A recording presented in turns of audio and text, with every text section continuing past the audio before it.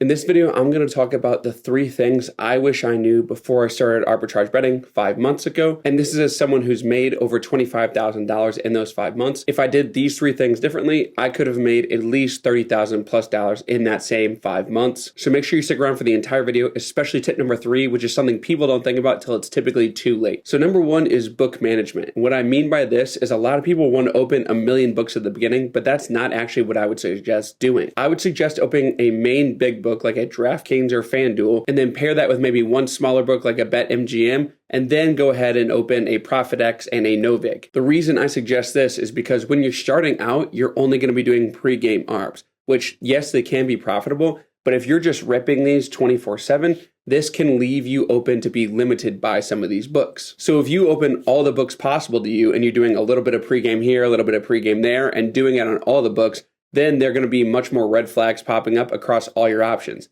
Versus if you limit your options at the beginning while you learn your process and you get used to arbitrage betting, then you're going to be able to actually then move to live arbitrage betting, which I'll talk about later, for those other books that you can open. And in that same vein, let's say that you have $1,000 as your bankroll to start out with.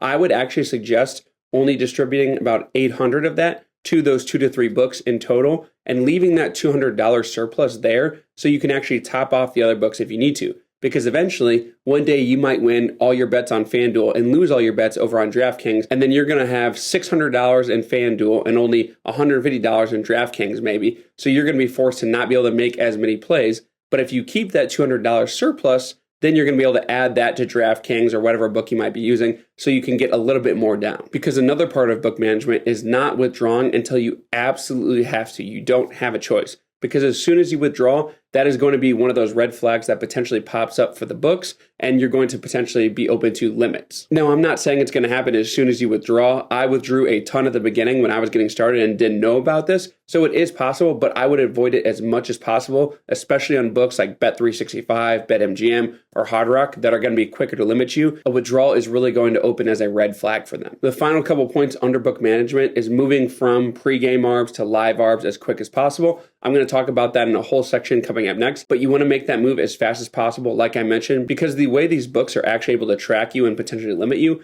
is something called CLV, that's closing line value, which basically, if you have a line that's a even line, plus 100 line, and you place a bet on that, but then by the time the game actually starts, it's a minus 150 line, well, you gained 50 points of credit there, an actual added value because you're getting a minus 150 bet at even odds. And if you do that enough times over and over again, these books are going to be able to notice that. But it's a lot harder to track that during live play because of how much and how frequently the lines move. And whether it's pregame or live, something I would suggest also is not hammering one line a million times, even if it stays up forever in the arbitrage tracker. So I wouldn't place 5 bets on LeBron James points just because it's allowing you for the time being. That is really, really quickly going to get you limited because they're going to see, oh, this person's hammering it time and time and time again, and that is not normal betting behavior. And the last thing within this section is something that might be a little superstitious on my end, but I've talked to some other people in the space and they agree with me on this, is if possible, especially if you're already far down the line, you've got plenty of bankroll, do not use any referral codes and do not place any bonus bets. And like I said, yes, this might be superstitious, but you're getting essentially free money from the books because of that. So they're going to be that much faster to limit you.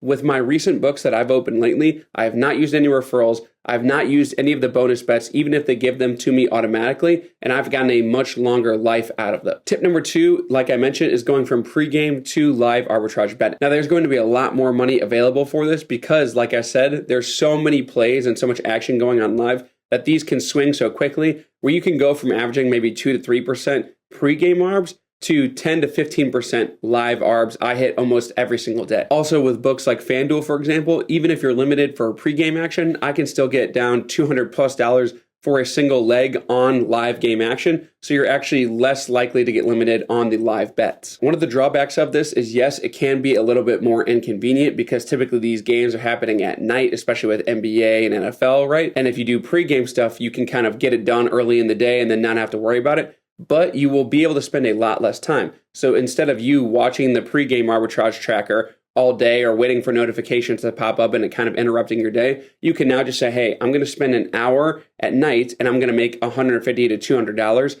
I've even on the lives that I've done over on Twitter and YouTube have made over $270 in a single hour doing live arbitrage, so it is well worth the time. Tip number 3 that I want to talk about is something that I was never told about. People don't really talk about it until it actually happens. You won't really even think about it either, but that is avoiding losses. And what I mean is there is some risk with this arbitrage. For example, maybe you get one side down and then the other line moves. What do you do in that scenario, whether it's live or pregame? Well, I have made the mistake of losing a double middle in the past, and I've lost money because of it. And so therefore I will never do it again. And this is what I mean by that. Let's say you have LeBron James 25 plus points and the line is at 25 over or under, but you place the 25 over side, but by the time you go to place the underside, maybe it's moved to 23.5.